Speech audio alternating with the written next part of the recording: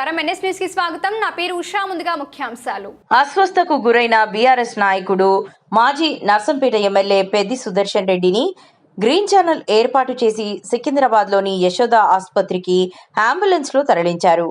Ambulance వెంట BRS working president KTR, మాజీ మంత్రి హరీష్ రావు హైదరాబాద్ కు బయలుదేరి అనంతరం యశోద ఆసుపత్రికి చేరుకున్నారు. పెద్ది సుదర్శన్ రెడ్డి ఆరోగ్య పరిస్థితిపై పార్టీ అధినేత కేసీఆర్ ఉదయం నుంచే నిరంతరం ఆరా తీస్తున్నారు. ఆయనకు అత్యుత్తమ వైద్య చికిత్స అందేలా వ్యక్తిగతంగా పర్యవేక్షించాలని కేటీఆర్కు కేసీఆర్ ఆదేశాలు ఇచ్చారు. సుదర్శన్ రెడ్డి కుటుంబ సభ్యులు కేటీఆర్, హరీష్ రావు, వినోద్తో పాటు జిల్లా నాయకులతో కేసీఆర్ ఎప్పటికప్పుడు మాట్లాడుతూ పరిస్థితిని తెలుసుకుంటున్నారు.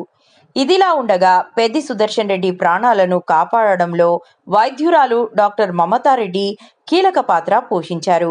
మొత్తం 9 సార్లు సిపిఆర్ నిర్వహించగా 9వ ప్రయత్నంలో గుండె స్పందన పునరుద్ధరించబడిందని ఆమె తెలిపారు. దీనిని నిజమైన మెడికల్ మిరాకిల్ గా అభివర్ణించిన డాక్టర్ మమతారెడ్డి ఉదయం 8 గంటల నుంచి వైద్య బృందంతో కలిసి నిరంతరం శ్రమించినట్లు వెల్లడించారు. సికింద్రాబాద్లోని యశోద ఆసుపత్రికి చేరుకున్న అనంతరం పెద్ది సుదర్శన్ రెడ్డికి నిపుణులైన వైద్యుల పర్యవేక్షణలో మెరుగైన చికిత్స కొనసాగుతుంది. వైద్యుల బృందం ఆయన ఆరోగ్య పరిస్థితిని నిరంతరం పరిశీలిస్తోందన్నారు. క్లాట్స్ ఉండడం వల్ల ఆయన కొలాప్స్ అయ్యాడు. ఆ క్లాట్స్ కోసం ఇప్పుడు ఇంజెక్షన్స్ ఇస్తున్నాం. తర్వాత మెకానికల్ గా క్లాట్స్ తీయడానికి వేరే సర్జరీ ఉంటుంది.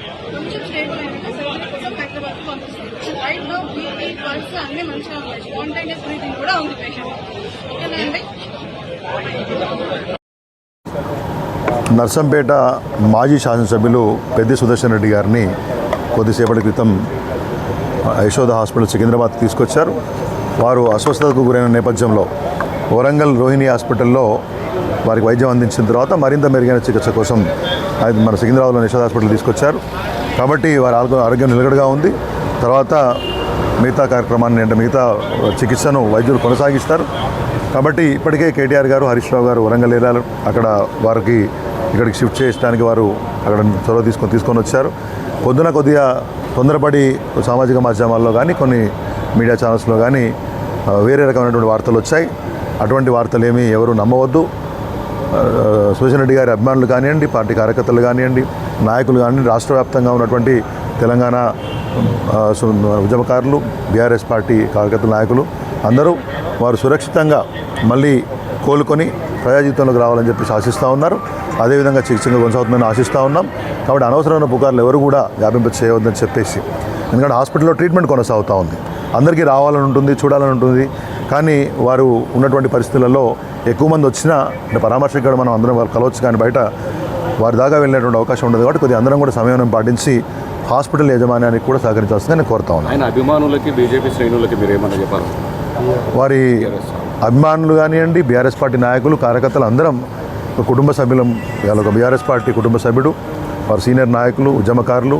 కాబట్టి వారి యొక్క ఆరోగ్యం బాగలేనప్పుడు అందరం మరి వారి యొక్క కోలుకోవడం కోసము, వారు మళ్ళీ ప్రజా జీవితంలో రావడం కోసము, పూర్తి స్థాయిలో ఆరోగ్యాన్ని సంతరించుకోవడం కోసము భగవంతుని ప్రార్థించాం.